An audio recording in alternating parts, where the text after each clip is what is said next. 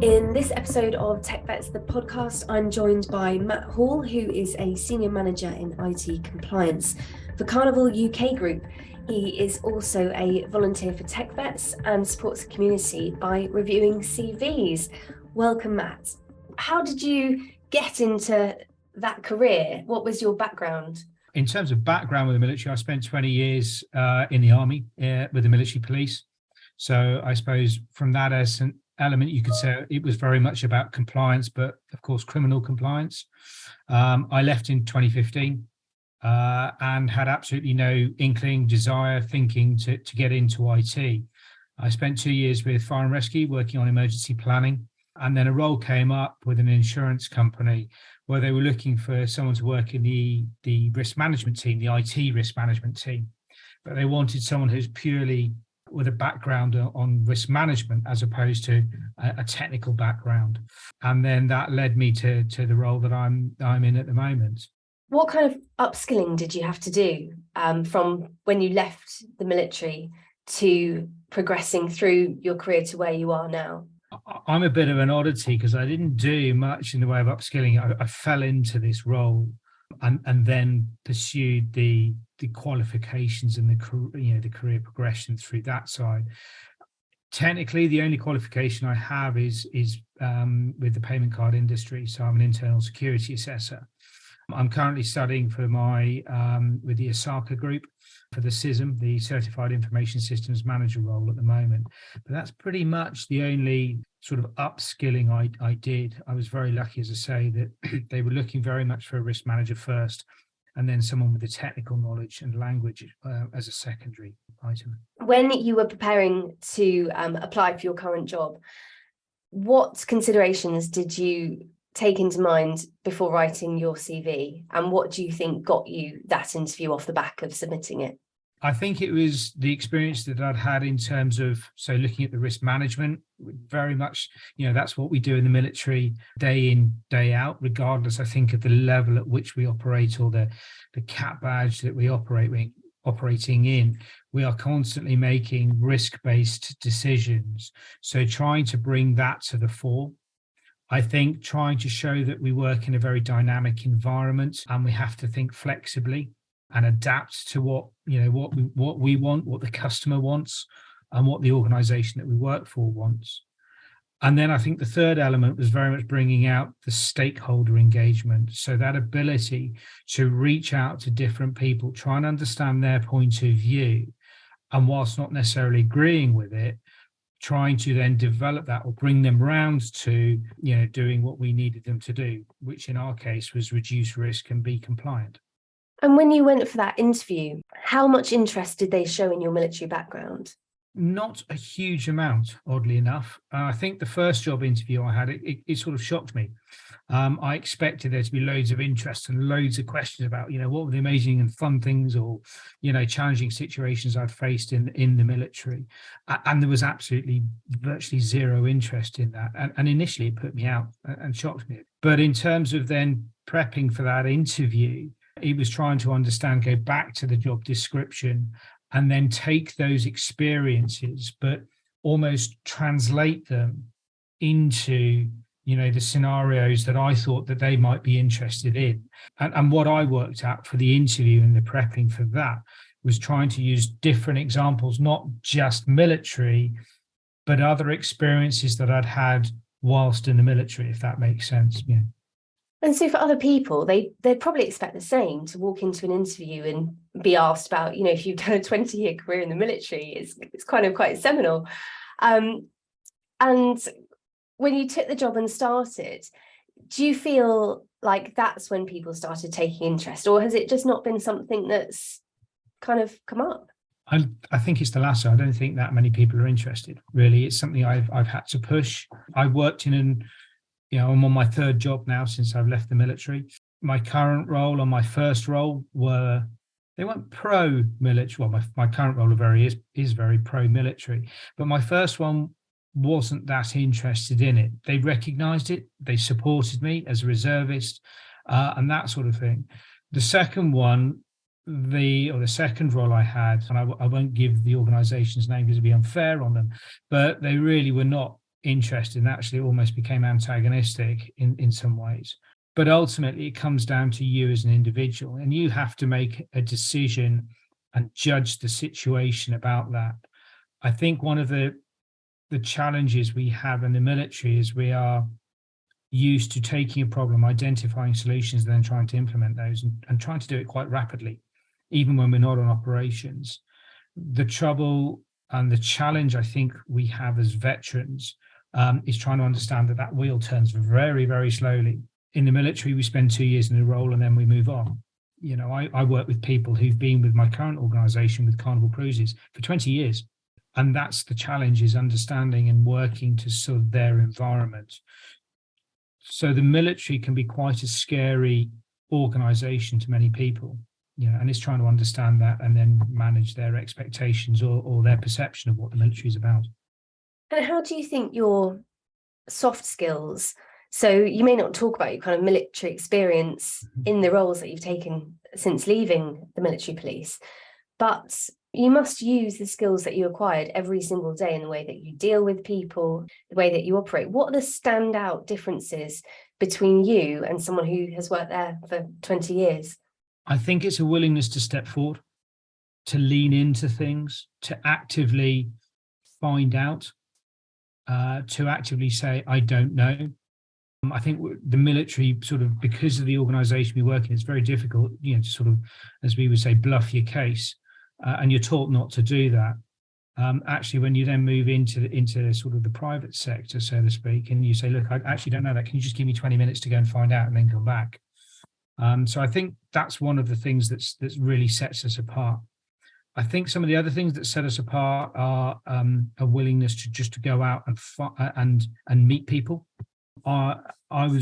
I didn't realize it, but actually, you know, someone said to me in my last role that they were amazed that within 6 months I was stood in the global CEO's office and he was pouring me coffee.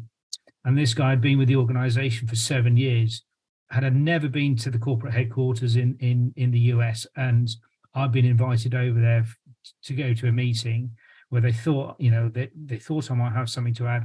One thing led to another, and I'm stood in the CEO's office having him pour me a cup of coffee. I thought, this is just nuts. But afterwards, this guy said, well, that's what you military guys are like, which I thought was a really, really nice compliment, actually. But we have that confidence. I think also one of the other things, and it's valued more and more now, is the issue of ethics and values and standards. And organizations are realizing that it's not just sufficient to be compliant, they have to be making the right ethical and moral decisions. Otherwise, you know, customers will judge them accordingly. And I think one of the great things about the military is that we do try and do that. Yes, we have public failures, but that's the media for you. I won't go into that. But for most people, we have a strong moral and ethical compass by virtue of who we are. I think that's a really interesting point, and probably something that when people are leaving the military, or probably don't necessarily give that enough value. When you left, how did you feel? About what? About leaving? Did you know that's what I want to do? I just want to leave and get on and do something different? Or were you nervous? Were you worried about being able to, you know, get a job and secure a career for the future? I didn't have a job when I left. I did my 7 clicks to freedom, as they say. And I didn't have a job in civilian role. I'd been offered an FTRS role, so I had a safety net, but frankly, was I really leaving? You know, one might say no, not. But yeah, it was a ground rush. It was scary. It was challenging. And I think the difference is, so I compare it, I left in 1995. I left the military once. I was in, before I commissioned, I was in the ranks, and I was like, right, I've had enough of this, and I left. And it was very much, thanks very much, don't let the door hit you on the way out. And there was no LinkedIn, there was no mobile phones, no social media, and I had no network, and I was very young at the time. Long story short, when I then left in 2015, LinkedIn is there, social media is there. So the ability to reach out to people has vastly changed. So if you're leaving now, I would say have a look at what you want to do, have a look at what you don't want to do, and out of that, you'll sort of generate probably a shorter list of things that interest you, organizations that interest you, industries that interest you. And then is a question of just using LinkedIn to try and exploit that. I did the same. I identified some companies that interested me. I then researched those companies through LinkedIn, identified who was people who worked there, who'd listed themselves as, ex-Army, ex-Air Force, ex-Navy, whatever. And essentially just took that step and said, hey, this is me. I'm about to leave.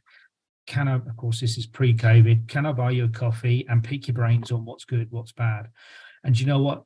99.99 times out of 100, that individual who I'd never met, never encountered, but we had that link as veterans, said, of course, and within, a week, 2 weeks, we were sat somewhere and I bought them a coffee and they helped me and guided me.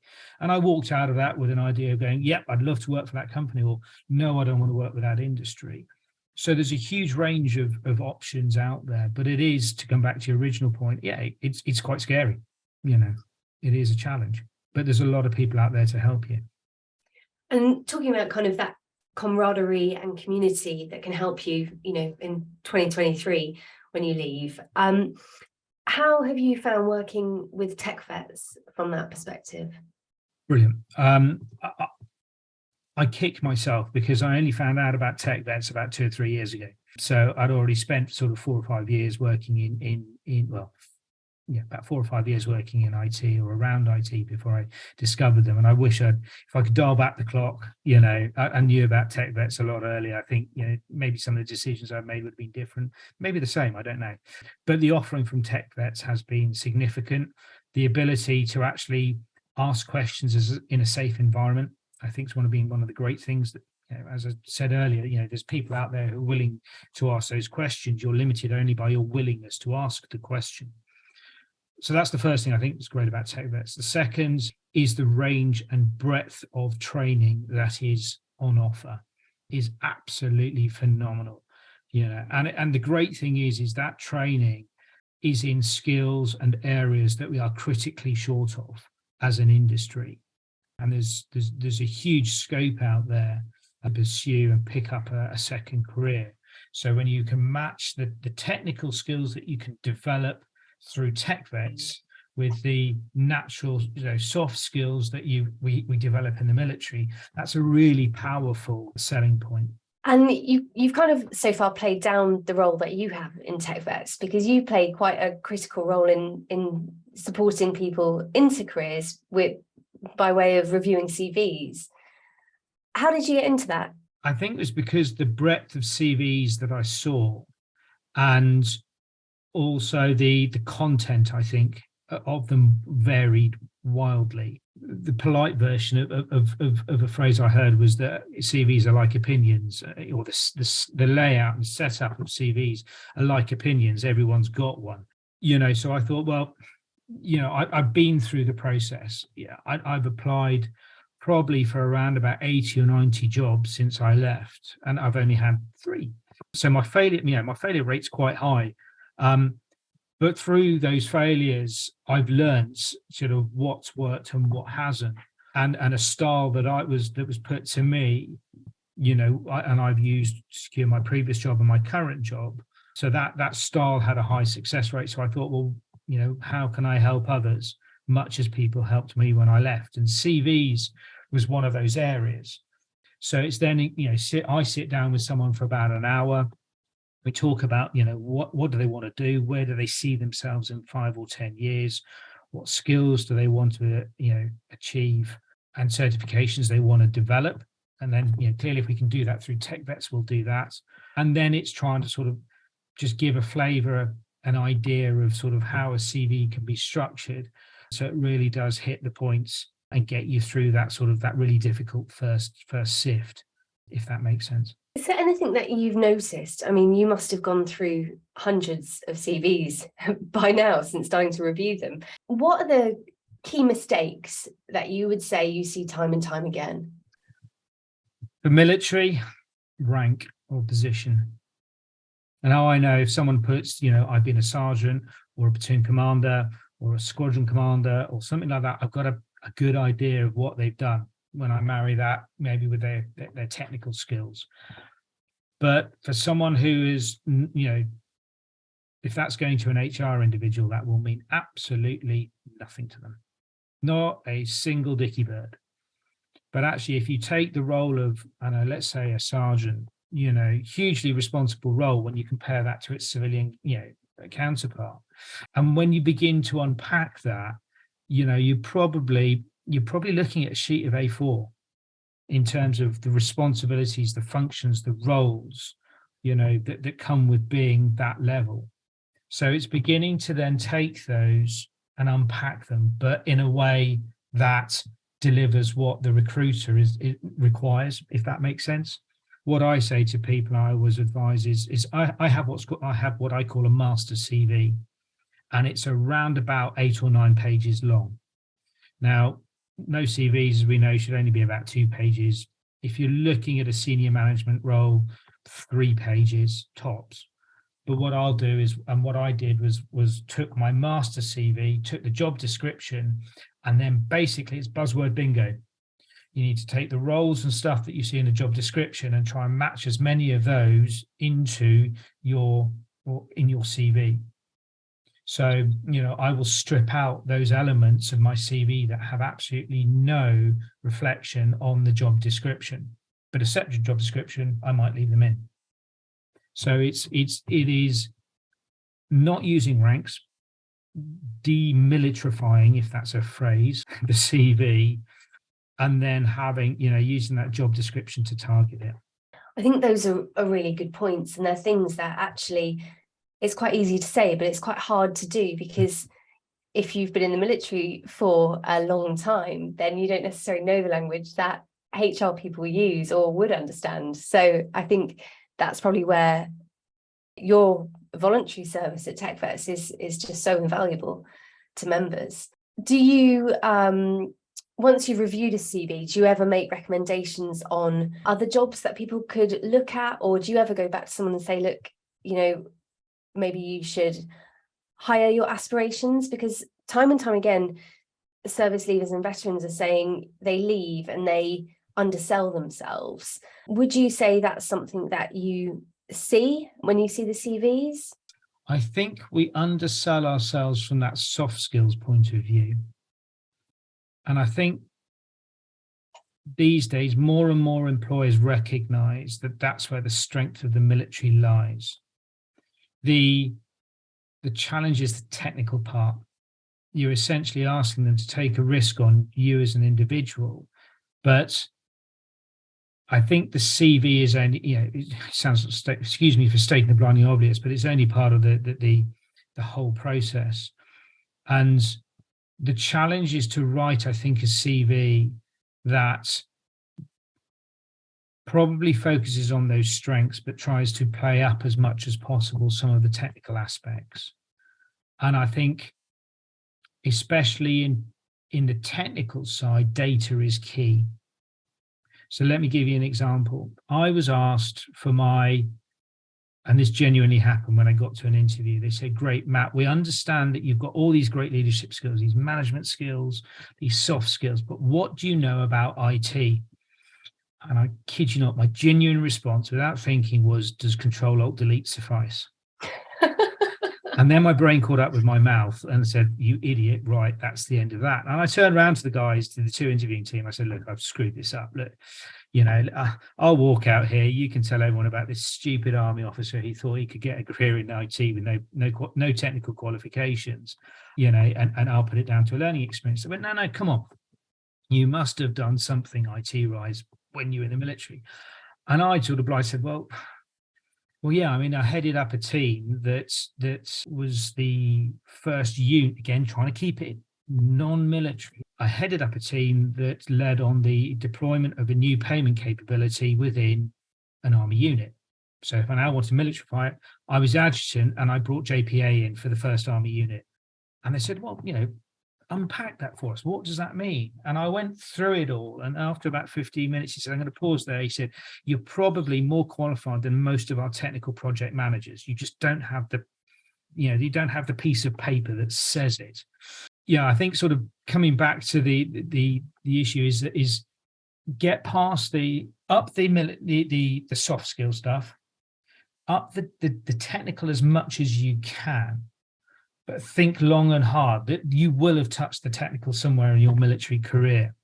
And for those of you who can supply data on that, so much the better. If I'd said to you, and I'll give you an example, sorry, this is a long answer, but if I said to you, yes, I project managed bringing a new payment and administration system onto for a unit that I worked on, well, yeah, that sounds okay. If I turn around and said, I project managed a multi-million pounds, or the delivery of a multi-million pound global system for 96 people, a team of 96 people, and was the first, was spearheading that for the whole of the global organization. Okay, I'll put a little bit of numbers in there. Well, hang on, yeah, that sounds a little more crunchy. So it is, sorry, a long answer to a short question there. But that's a brilliant example. And I think a lot of people won't have thought about unpacking their CVs in that way. And which leads that's what I think sort of TechVets can help, and the CV reviewers can help, is trying to unpack that, and we each have our own different slants on it. I'm sure. We don't have a script. So how does it work? If someone joins as a member of TechVets, they obviously go through the approval process, they get checked that they are actually a veteran or service leaver or forces family member. How do they then get into yourself and the team of volunteer CV reviewers that are available? Yeah, so it's a question of just, I think there's a dedicated email address. And then you'll outline, what you want to achieve, which area of IT you want to work in, and then that will go on our CV reviewers group, and then we'll try and pick up those CVs and stuff. It's not forced, so I don't get anyone from TechVets going, Matt, it's your turn. Now you hear these 3 CVs. You need to do them by the end of the week. We pick up what we can when we can, because of course we're juggling this with our own sort of full-time roles. So that will then come to us. I'll pick one up. I'll reach out to the individual. What has shocked me is the failure to respond rate has shocked me somewhat. So my plea would be is, if you are going to do that, please, do have the, I suppose if nothing else, the decency to respond to us, even if it's just to say, hey, I'm thanks, but I found a job or something like that, because then we can cross you off and we're not sort of losing you in the ether, and also congratulate you and support you on that new job. For me, though, we will then have an initial chat. That generally takes about an hour. I try to get a copy of the CV beforehand, so I'm not going in cold. We'll talk about the role that you're looking for.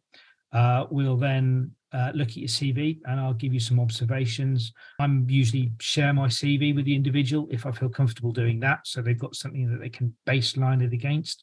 And then I offer, sort of a catch up, sort of in say, look, if you want, catch up in 2 weeks' time. Some people say yes. Most people say yes, actually. I think I've only had 1 or 2 who've never come back to me. That's absolutely fine, as long as it's helped them. Then in that second one, we'll then sort of look at the revised CV. Is that delivering? Is that matching? But what I try to do for me is say, look, I'm not going to write a CV for you. I think is just to manage the expectations. That ain't going to happen. But also trying to write that sort of what I referred to earlier as the master CV. So you've now got potentially a 7 or 8 page that when the job description comes along, you can take that job description and go, right, I'm going to pick that bit, and then you end up with that really tailored CV. In Carnival, we're just about to kick off an internship role. 2 military veterans is what we want to recruit. We're going to offer them a 12-month internship to come and work either in the architecture area or the security team. But what we want is people who have proved that they are interested in that role. So this is where TechVets really does come into its own. Because if I've got 2 people, one of whom's going, do you know what, I'm really interested in doing security within IT, but I've got no qualifications or anything in it. Okay, thanks. We've got another person who's in the same situation, gone, do you know what I've done is I've gone on to TechVets and I've done some immersive labs, I've done some Splunk training, and I'm currently enrolled in CompTIA or whatever. Going to take the brains of an archbishop to figure out who I'm going to take the punt on. Because one person is frankly just throwing their hat into the ring just to have a go, and the other is actually demonstrated they really have, they've invested they've got skin in the game. When it comes to the training courses offered by TechVets, I mean, there is almost every single course across all aspects of tech that you could possibly want to try or learn or get involved in. How important is it to you that people make use of courses and qualifications and professional development resources? In a word, critical. Nearly all veterans, unless you've got some qualifications that you've developed or obtained during your service, are embarking on a new career.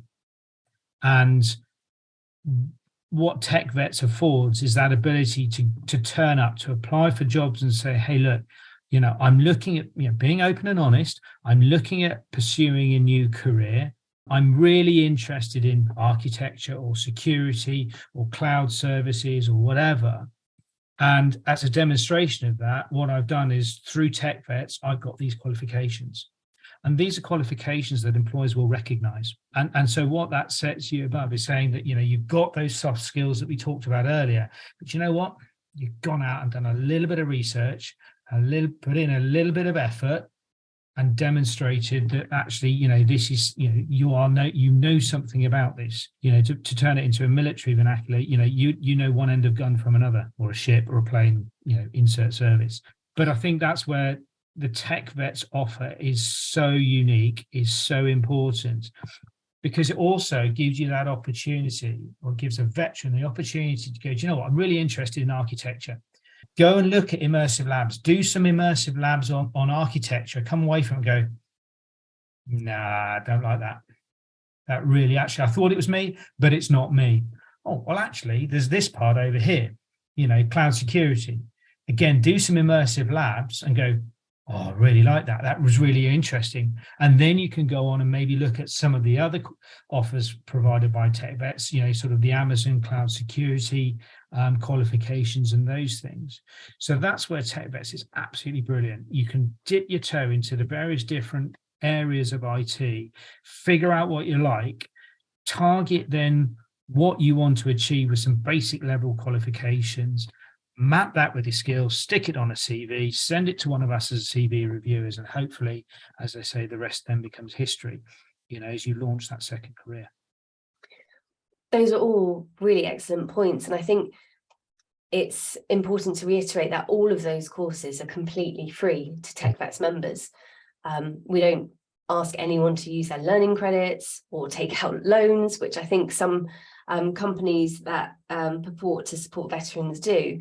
But absolutely every single partner who works with TechVets offers all of those courses completely free of charge, which is unheard of. Yeah, and it's good quality stuff. Immersive labs, who I just talked about a minute ago, we use those at Carnival Cruises to help develop our my colleagues, at all levels of the organisation. I have our global CIO, I know, uses immersive labs to explore other areas that he wants to develop his knowledge in, right down to sort of the new person, the new low-level analyst as well. Which will in reality be most of the entry line jobs for many veterans. But that ability to use that real high quality industry recognized certification and training development is something that I can't emphasize enough. From the people that you've supported so far, are there any success stories that stick in your head that you think, I'm so glad I picked that up and was able to help them? Sadly, we don't hear much back.